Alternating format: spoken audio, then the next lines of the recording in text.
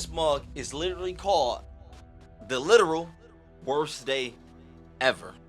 If you haven't one of those, what's up? What's good? What's good? Fight through it. You got it. We all get them. You got to fight through them mugs. I already know the stuff we're about to see in this video because I legit just had the worst day ever in my life, August 26th.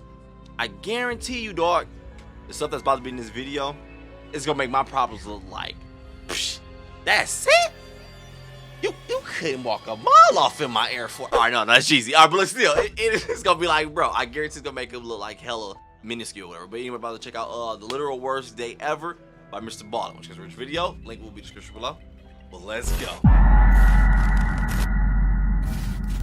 Today's video is brought to you by SimpliSafe. Today, we're going to look at 3 progressively more disturbing stories, and at the end of each of them, I will share the photo or photos that are famously associated with them. But before we get into today's stories, if you're a fan of the strange, dark, and mysterious delivered in story format, then you've come to the right place because that's all we do, and we upload 1 or 2 times every week. So if that's of interest to you, please offer to give the like button a massage, but apply too little pressure so the experience is unsatisfactory. Also, please subscribe to our channel and turn on all notifications. Press a little harder, so you don't miss any of our weekly uploads. All right.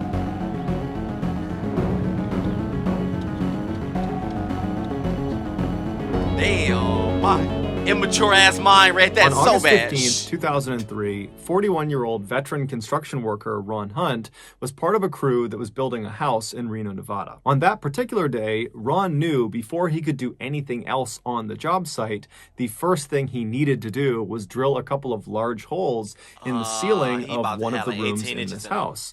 And so as soon as he got to the job site that morning, he went in the back of his truck and pulled out a 6-foot-tall stepladder and a drill, and then walked into that particular room. Once inside, he opened up his stepladder and placed it where he wanted it, and then he tested his drill by squeezing the trigger a couple of times. And so once he knew that worked, he climbed up the ladder a couple of steps, not to the very top, but just a couple of steps, and began punching holes in the ceiling with this drill. Now, at first, these holes were very easy to punch through, but when he got down and moved the ladder to another section of this room where he also needed holes in the ceiling, when he got up there, he could not get the drill to go through the ceiling. And he didn't really get it because he knew there was nothing behind the ceiling that would stop the drill from going through, and it was just wood, so it really should be going through. And so he decided he just needed a little bit of extra leverage. He needed to really press on the back Let me up the quality. I like the my back Mr. of Ballen this drill in while 1080p. he's pulling the trigger. And so instead of standing on the 2nd or 3rd rung of the 6-foot-tall stepladder,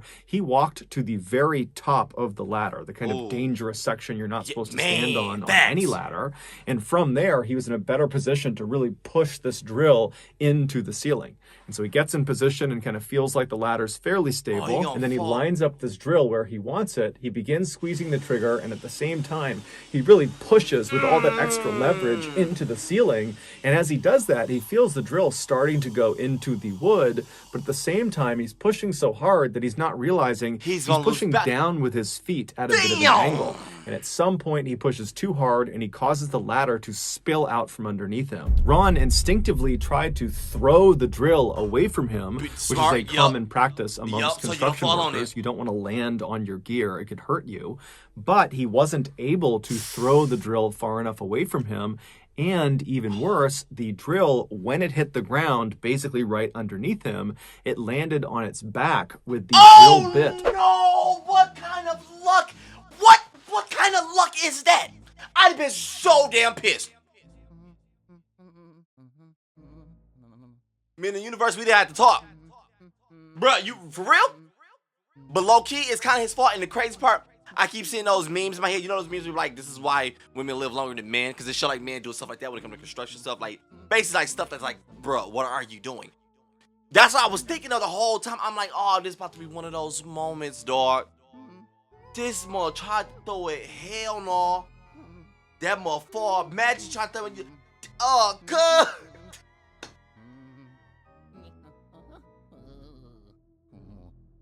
Stop it.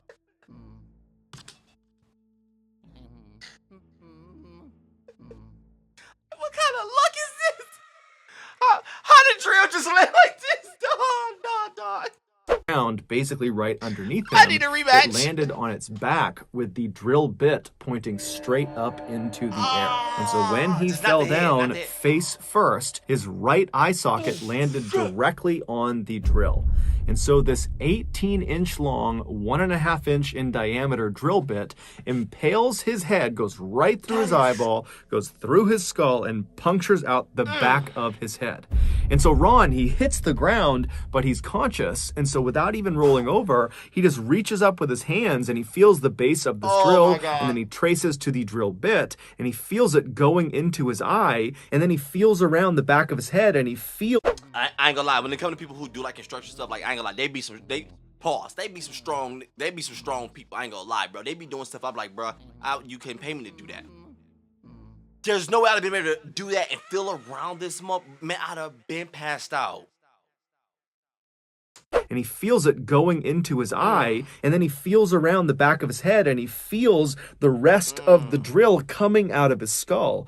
And at that point, he just starts screaming. The only other worker on the job site at the time was this man named Forrest, and Forrest, who was in a separate part of the job site, he hears Ron screaming, and so he runs over, he goes in the room, and he sees Ron, who's now standing up, cradling the drill base. The bit, the 18-inch bit, is still poking through his head, and so Ron is looking at Forrest and then turns to the side to show him that he's been fully impaled by this thing. And Forrest is totally horrified. At what he's seeing. He can't believe Ron is even alive, but then Forrest jumps into action. He rips his shirt off, runs over to Ron, and kind of wraps it around his head to try to control the bleeding a little bit. And then he tells Ron to stay where he is. And then Forrest ran out of the job site, ran about 1,000 feet away to the nearest house. And he was able to use their phone to call paramedics. The paramedics arrive in an ambulance a few minutes later, and they find Ron sitting next to Forrest, just with this drill still in his face. Ron is very obviously in shock because he's not making any sound. He's totally conscious, but he's just kind of staring blankly, holding on to this thing. And so the paramedics, they go over and they detach. I just wonder what is dude thinking. Did it go through the brain or... Oh my gosh, dude. And the messed up part, I thought he was gonna say he's gonna land on his back when he fell. Like, not only did that mug not be able to throw it, not only did it land face up like that, but I fall on my freaking face. Stop playing with me, dog. That's crazy.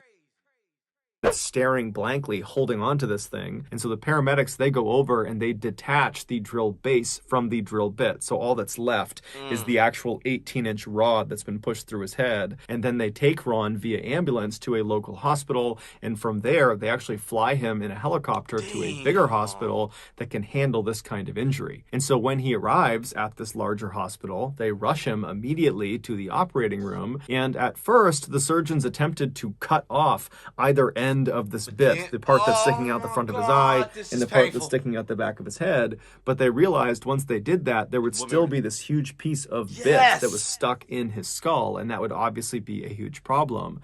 And so after thinking about it, they decided their best bet was just to unscrew the bit from his head. And so they gave... I don't got no cap. I thought of that, but I didn't want to say it because y'all was gonna look at me like, boy, if you don't shut your stupid... I was gonna say that, like, hook the drill back up to that mug, put it on reverse, make sure you put it on reverse. Don't f my shit up. Put it on reverse, and you...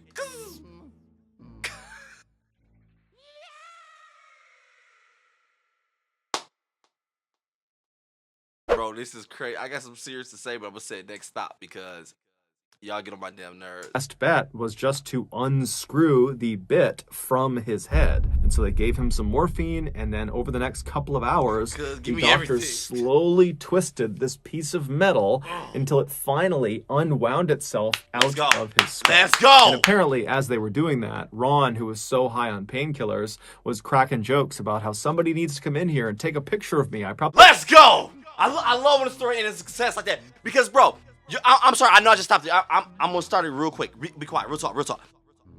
Your life can change like that any moment now, dude. And you be thinking everything going good, like, man, XYZ, that cannot happen to me. Bro, this is why I be so appreciative of the little things. Like, I appreciate so many little things within my life, bro. Within me, like, this is why I started taking better care of myself, mentally and physically, bro. Stuff can go sour so quick, dog. And to the point, that could have ended his life. Even though it didn't, it was like, it's still a hell of pain. And the messed up part is, I'm not saying for him, I'm not saying for a lot of people. For a good amount of people, I feel like, after experiencing my mom passing recently, I feel like some people have to experience a literal worst date. Because it's, for some people, it's an eye-opener. It woke me up in so many ways. I was already at the point where I was like, appreciating things and understanding how things work for me. But now it's the point, like, it's the small things I love about life now. It's like, man, I'm blessed as hell. Crazy. Appreciate life, man. Stop playing. High on painkillers was cracking jokes about how somebody needs to come in here and take a picture of me. I probably look so great. And so miraculously, Ron would survive, and he would not even be paralyzed. The worst thing that happened to him is he lost the sight in his right eye. But all things considered, Ron is okay with that. The surgeons would tell Ron that the only reason he didn't die or get paralyzed is because when that drill bit went into his skull, it kind of pressed his brain aside as it passed through. Had it punctured his brain when it went through, that almost certainly would have killed him. Yeah, and that's what I was wondering. By some unbelievably slim chance, it did not, and he survived. Here is Ron's X-ray. Oh, God. That shit looked fake like Mortal Kombat. No cap, when I saw the thumbnail, I thought he was like over-exaggerating a little bit, Mr. Ballen. I didn't know. That's legit real?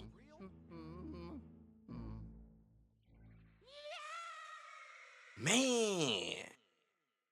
Gitano win. Stop playing. Here is Ron's X-ray. Man, let's go, Ron. Boy, looking like reptile. Boy, next. Before we get into the next story, I want to talk about today's sponsor. Ever since I started this channel, I have been shocked at the number of home invasion stories I've come across where the victims locked their doors and lived in a safe neighborhood. And so for this reason, so I'm going to go ahead and leave all his links for his sponsor in the description below for you to check out. The reason why I skip over people sponsors when I react to their videos is not disrespect. It's because on my other channel, I get sponsors over there, so I know I work. You got a lot of NDAs, requirements, embargoes, things like that. That a lot of companies may not want that sponsor played on my channel or someone's channel. I'm just speaking in general. So since I know you have to go through all of that crap just for legal purposes, I skip over the sponsors. If you want to watch their sponsors, you go to their video, watch it. But out of respect, I will leave the links for all those sponsors in my description as well. But let's go. Off when you get your SimpliSafe system. All right, back to the stories. Obsessed, man. That first In 2009, 15-year-old Christina Grimmie finally caved and made her own YouTube channel. For years, her friends and family had been begging her to do this because Christina had this incredible singing voice that they wanted the world to hear, but Christina had always been hesitant because she was a bit of an introvert. But that year, Christina was feeling more outgoing, and so she took the plunge, she makes this channel, and in July of that year, she uploads her first 2 songs. They were both cover songs, and she was really proud of them, but when she uploaded them, they didn't get very many views. And so Christina probably was not very excited about making more videos. But a month later, she found herself really enjoying the song Party in the USA by Miley Cyrus. That's my jam! So she's singing it all the time and humming it all the time. And so finally she said, okay, I'll just film myself covering that song. And so she records herself singing this song. She uploads it to her YouTube channel, her 3rd video, and she thinks no one's going to see it because her first 2 videos no one really saw. And that one gonna blow but up. This video is different. It went viral almost immediately, and millions of people saw it, and they loved it. Christina couldn't believe it, even though her friends and family had been telling her all along, you have this great voice, you got to share it with the world. That's different than actually seeing the results of the world saying, you're really great, we love your voice. And so she saw this huge opportunity, and she began uploading more and more music to her channel. And more. She was killing it. Look at the views, guys. She was killing it. I don't know why. I feel like I've seen this thumbnail before. I don't know why. Putting more and more music to her channel, and more of her videos went viral. Over the next 4 years, she amassed over 2 million subscribers on her YouTube channel. She put out her own album, and she even went on tour with the mega celebrity pop star Selena Gomez. In 2014. Oh, I know this story. Oh my God. Creepy ass. My bad. Excuse me. This because this one of them weirdo stories, dog. This is when the dude got obsessed with her and went to her show, and didn't he kill her? I be telling you, it's so common to hear this shit be happening when it come to men. I'm telling you, dog, I love being me. No cap, I love being the male. I'm a dog. I know I'm a dog. I'm loyal, dog. sometimes we're weirdos sometimes. I'm not gonna cap to you. I see the stuff people like men be doing when it comes to like women. Oh God, I know this story. I'm sorry. Go back. She even went on tour with the mega celebrity pop star Selena Gomez. In 2014, Christina auditioned for the TV singing competition called The Voice. This show only allows a very small number of contestants who are all incredibly talented musicians. They get screened really aggressively before the competition even starts. But despite the very intense competition she was up against, Christina still managed to finish third overall in this competition. Now, she might have been a little bit let down that she didn't finish first, but that show did wonders for her career because the judges of this competition were mega celebrity musicians, and every time Christina was on TV doing her performance for the competition, the judges would be raving about how talented she was and that even if she doesn't win this competition, someone's going to sign her. She's so incredible. And then sure enough, shortly after that competition ended, Christina was signed to a major record label. But despite being considered a star by the masses, Christina still very much viewed herself as being a YouTuber first, which meant despite her mainstream popularity and fame, she continued to upload songs and vlogs to her YouTube channel because she wanted to stay connected to her fans. That's dope. Am I right? Is that a Link shirt? That's hella dope. It's just crazy to me, man. Take that little girl's life. She has so much ahead of her.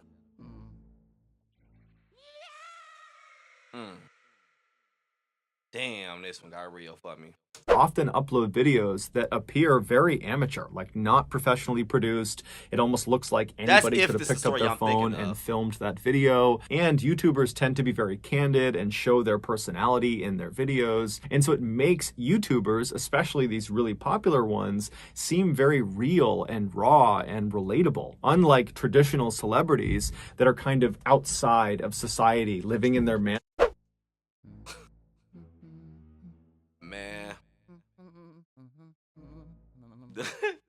Hey, I'm telling you, some of these YouTubers, probably some of your tops. I'm telling you, bro. When you meet some of them, luckily for me, I ain't got as many bad stories as like some people I know have when it come to meeting like YouTubers. Like when you be going to these events and you be meeting some of them, hanging out, chilling, they be like, man, that's crazy. You like that? That's crazy. I thought you was like that on your channel. That's crazy to me. You a whole another individual out here. That's crazy. Damn. You foul. That's crazy. You living like that? I always tell you, I'm 100% honest. On all my channels, I tell you who I am. The hell you looking at? Unlike traditional celebrities that are kind of outside of society, living in their mansions, living a totally elite and different lifestyle, YouTubers feel like they're your friends. And this was definitely the case with Christina. On her videos, she came off as very humble and gracious and kind and friendly, and so her fans truly adored her. By June of 2016, Christina was still growing in popularity when she was asked to be the opening act for this concert in Orlando, Florida that was happening later that month. She agreed, and then on the day of the concert, which was June 10th, she posted to her social media this kind of shout out to all of her fans saying, hey, if you're in the Orlando, Florida area, come out to my show. And then after the show, I'm going to stick around and sign autographs and meet you guys. Trying to be cool. Because legit, that probably was her character. It probably was dope. She blew up off YouTube, but I guarantee she probably was legit someone who was a people person. Being cool, because stuff like that is dope, man. You know how dope it is when you, I don't care if it's a YouTuber, TikToker, streamer, Twitch, but it's TV, whatever it is, bro. So many of them be wanting to be like normal people and kick it with certain people and just like whatever, hang out and be nice, but everyone's intention is not to be a friend. Everyone's intention is to either have your spot or you don't have it neither. There's so many people. This is crazy to me, man. show, and then after the show, I'm going to stick around and sign autographs and meet you guys. That night, the venue where this concert was happening was jam-packed, and most of the people were there for Christina, not the main act. And so Christina, she goes on stage, she has this incredible performance, the main act goes on stage, and then around 10 p.m., the concert ends, at which point Christina comes back out from behind stage and went right out into the crowd and began meeting her fans and hugging them and signing autographs and taking pictures. And then at 10:24 p.m., a man who was a fan of Christina's walked down from the back of the venue and kind of awkwardly gestured that he kind of wanted to get a hug. And Christina saw that, and so she smiled and she walked up to him. She opened her arms to give him a big hug. And when she got just a couple of feet away from him, he drew a pistol and he fired 4 shots into her head and into her body. Christina's brother, Mark, he was standing right nearby and he saw the attack. And so he tackled the shooter and he was trying to get control of this guy. But at some point, the shooter managed to wriggle free. And then he stood up and he kind of walked backwards until he was literally up against this wall, looking at the sea of people that are totally horrified. People are screaming and running and no one knows what he's going to do next. And then the shooter just raises the gun, puts it to his head, and pulls the trigger. There were people in the audience who were medically trained who rushed over to Christina and they began performing CPR on her, but there really wasn't anything anyone could do. She would die that night at the hospital. Her killer was a 27-year-old man named Kevin Loibel. He, like many people, had become a Christina superfan, but his infatuation with her became a totally unhealthy obsession. And when it eventually dawned on him that he most likely would never have a romantic relationship with Christina, he came to the conclusion that if I can't have her, no one can have her. And so when Christina put that post out on social media asking people to come to Orlando to see her show and meet her after the show, he took that as an opportunity to kill her. And so he lived in St. Petersburg, Florida, which is 120 miles away. I remember this. And so he sees this post on social media. He grabs his 2 pistols, some extra ammunition. He gets a large hunting knife, and then he calls a cab. The cab drives. This is crazy to me, man. Like, why would you? Just a little girl, man.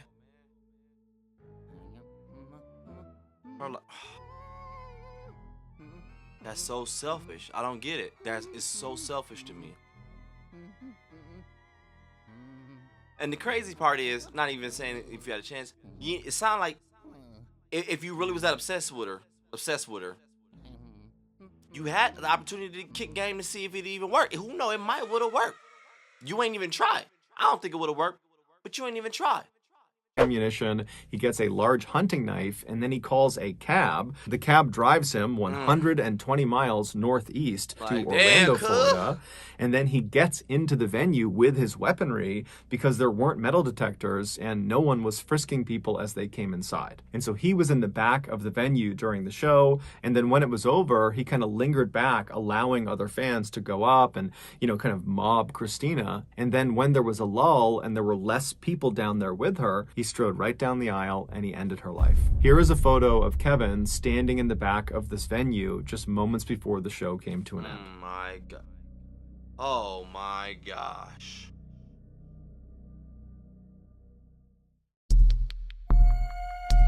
$120. Don't tell me somebody got shot or stabbed 120 times, dog. How your little stinking ass looking, boy. In 2019, 21-year-old Samantha Josephson was a senior at the University of South Carolina. She was a brilliant student who aspired to be a lawyer. Specifically, she wanted to practice international law. And so in order to do that, she needed to be able to speak other languages besides English. And so during her college years, she had really leaned into Spanish and become quite good at it rather quickly. During her college Spanish studies, one of her professors was a woman named Daniela Jaimes. Daniela very quickly recognized in Samantha that she had this incredible intellect and work ethic and just knew she was destined for greatness. In fact, she compared Samantha to Amal Clooney, who is George Clooney's wife and is considered to be one of the most famous international lawyers ever. And so just out of a general interest to see Samantha succeed, Daniela offered to Samantha to kind of be there for her if she needed anything beyond just Spanish, that she was there to help her with law school applications, or if she needed advice on something, or if she just had ideas she wanted to bounce off of her, she would be available. And Samantha had taken her up on this offer, and by 2019, in Samantha's senior year, the pair had become very close, forming a sort of mentor-mentee relationship. Early that year, Samantha got accepted into her target law school, Drexel University in Pennsylvania. And so after telling her mother and father, Samantha ran to Daniela's office to tell her mentor the great news. And the two hugged and laughed and celebrated right there in the office. It was clear that everything was falling into place for Samantha, and Daniela was just very, very proud of her. A few weeks later, on March 29th, Samantha decided to go out with her friends for some drinks. Now, Samantha normally spent a lot of her time studying, even on the weekends, but since she was about a month away from graduation... You telling me this person who works so hard, so driven, one time to decide, let me go out and have fun and enjoy life. I'm doing good. You about to tell me this is about to be the time it happened? The time, as much as I'm here working, busting my A to become a better person, to be someone. The one time I was like, you know what? I'm about to enjoy life a bit. Let me go out and kick it for a bit. That's crazy. Life is crazy. Of her time studying, even on the weekends, but since she was about a month away from graduation and she was already accepted to law school, and what the? Was that the video? Since she was about a month away from graduation and she was already accepted to law school and really didn't have that much work since it was the end of the year anyways, she decided she could cut loose for that weekend. So she, along with her friends, head out to this downtown area called Five Points, which is right near the University of South Carolina, and it's an area that's full of shops and restaurants and bars, so on the weekends it is packed with college students. Samantha and her friends hop from bar to bar, they're having a great time, and then around 2 a.m. the group found themselves in a bar called Bird Dog, and while they were there, because it was so crowded, the group of friends got separated.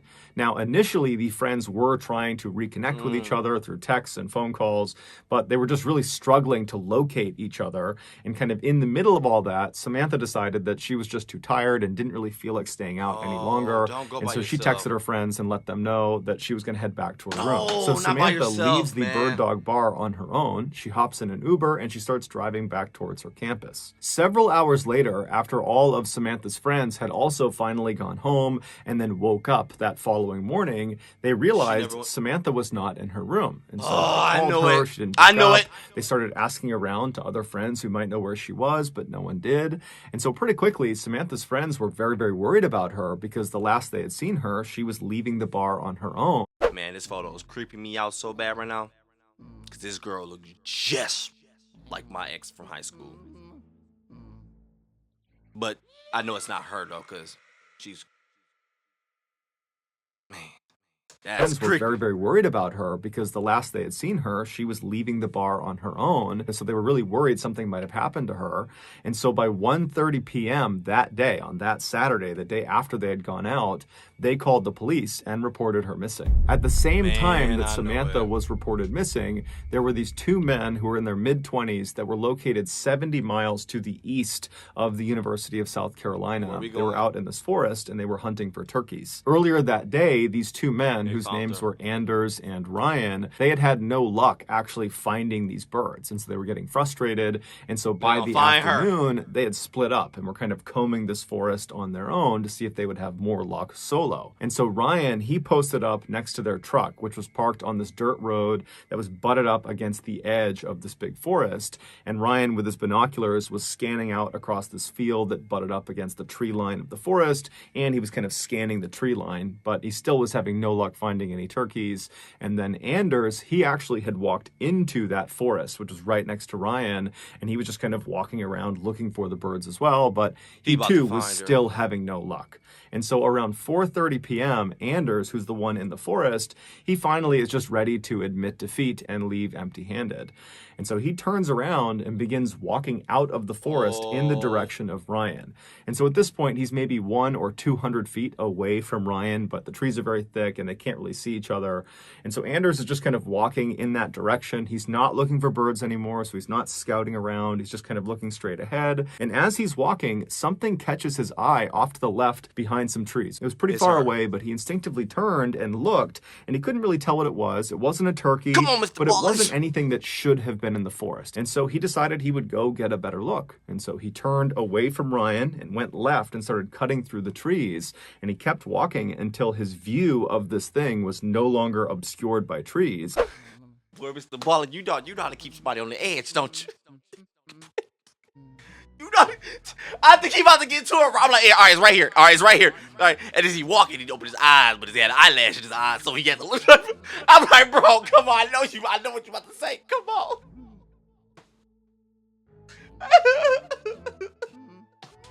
Oh my God, this is crazy. Man, but all jokes aside, man. These was hurt. I'm telling you, Mr. Ballen blah videos. Freaking amazing, man. But they just hurt because like, these are true stories. Let's go back a bit. I know I like the build up though, because it's like I be waiting, like, what are you about to say? It was pretty far away, but he instinctively turned and looked, and he couldn't really tell what it was. It wasn't a turkey, but it wasn't anything that should have been in the forest. And so he decided he would go get a better look. And so he turned away from Ryan and went left and started cutting through the trees. And he kept walking until his view of this thing was no longer obscured by trees. And when he got a full look at this thing that had caught his attention, he stopped where he was. He yelled for Ryan, who couldn't see him, but he yelled for him to come into the woods and look at this. And as Ryan is running into the forest to see what's going on, Anders is pulling his phone out and calling the police. When the police finally show up, they find Anders and Ryan, and they're very shaken up, and they're sitting on the back of their truck on that dirt road where Ryan had been. And so the police pull up to them, they speak to them and get directions of how to get to what they saw inside of the forest. And then the police officers walk into the forest, they follow the directions, and before long, they're looking down at Samantha.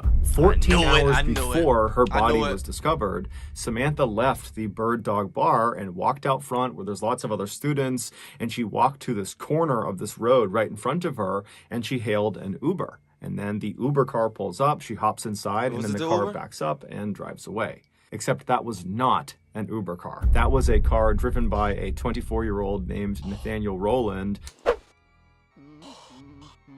I ain't never heard a story like this with a nigga in it. That's crazy! Man, what the heck? You legit just put... And the messed up part about it is...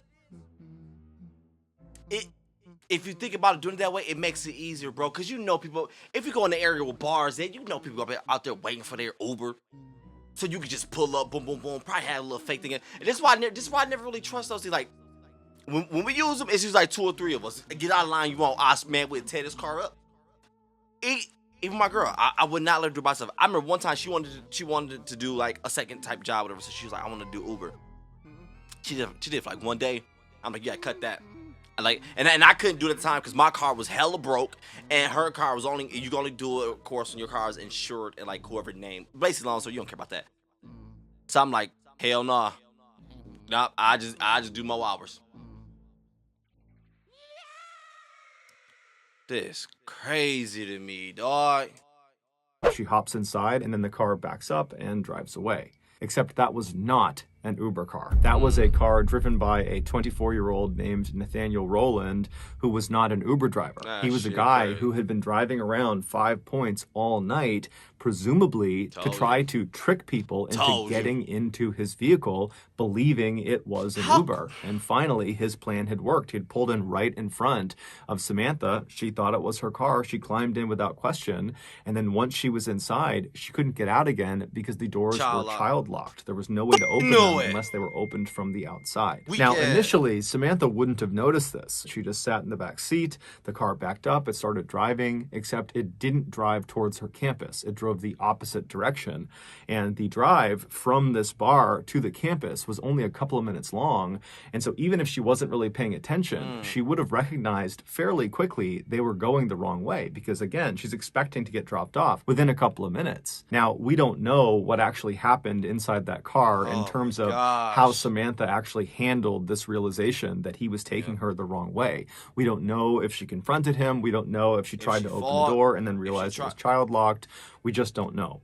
All we know is that Nathaniel drove Samantha to some isolated area, most likely 70 miles to the east, near that forested area where her body was found.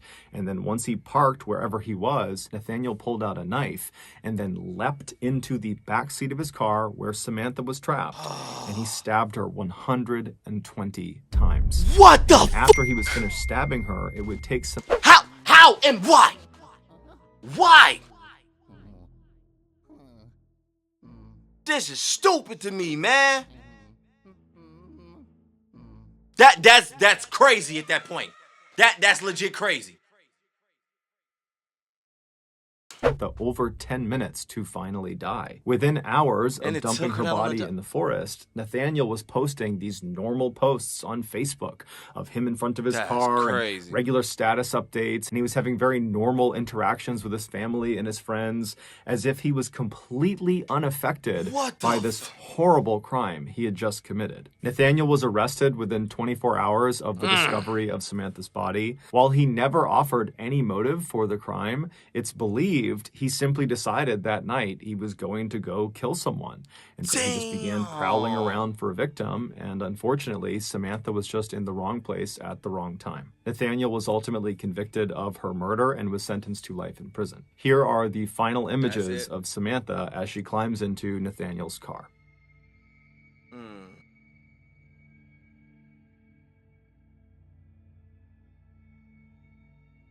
Wow, this is crazy.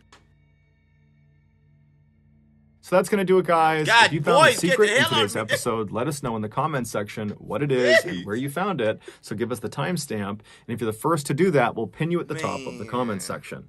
If you got something out of today's episode and you haven't done this already, please offer to give the like button a massage, but apply too little pressure so the experience is unsatisfactory. Also, please subscribe to our channel and turn on all notifications so you don't miss any weekly 1 or 2. Man, I legit like that there should be like a petition. I know Unsolved Mysteries came back. It did good. Should be like a petition to get it back again. But have MrBallen host that mug, I guarantee that mug gonna go stupid. I guarantee it, yo. Either way it go, man. This one was crazy. And the first one, it was a good opener, because I was gonna say maybe you should put that last, but honestly no, that was a good opener, because it gave me that hope.